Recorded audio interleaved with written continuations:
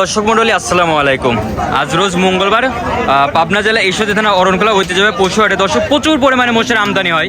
আর এসব মোষ কি জাতের, কেমন কোয়ালিটি, কেমন দামে বিক্রি হবে, সরাসরি ব্যাপারীর সাথে কথা বলে আপনাদের মাঝে সব তুলে ধরবো। আসসালামু আলাইকুম। ওয়ালাইকুম আসসালাম। ভাই ভালো আছেন? জি ভালো আছি। মাশাআল্লাহ প্রচুর পরিমাণে তো মোষ আমদানি করছেন। মোটামুটি আছে দাদা ভাই। মাশাআল্লাহ এসব মোষ কোথা থেকে সংগ্রহ করেন? সব ভারতে। সব ভারতে, একবার বর্ডার ক্রস। এইগুলোর হচ্ছে দাম কেমন রাখবেন?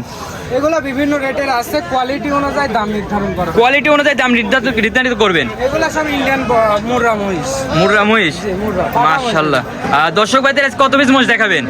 আর মহিষ তো মেলায় ছিল, এখন কয়টা আছে?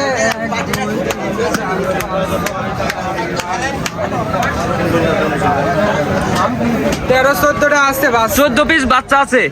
মাশাআল্লাহ আপনার কাছে তো সবসময় যে মোষ থাকে তো? মোটামুটি মোটামুটি সবসময় থাকে। আমার দর্শক ভাইরা সরজমিনে এসে তো যে মোষগুলো সব সংগ্রহ করতে পারবে।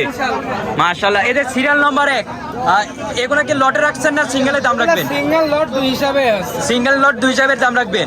লটে কেমন দাম রাখবেন? দাদা ভাই এখন হাটের দিন ওইভাবে ওপেনে দাম বলা যাচ্ছে না। একজনের কাছে এক এক রকম দাম চাওয়া, কারোর কাছে 75, কারোর কাছে 80। কারো কাছে 75, কারো কাছে 80।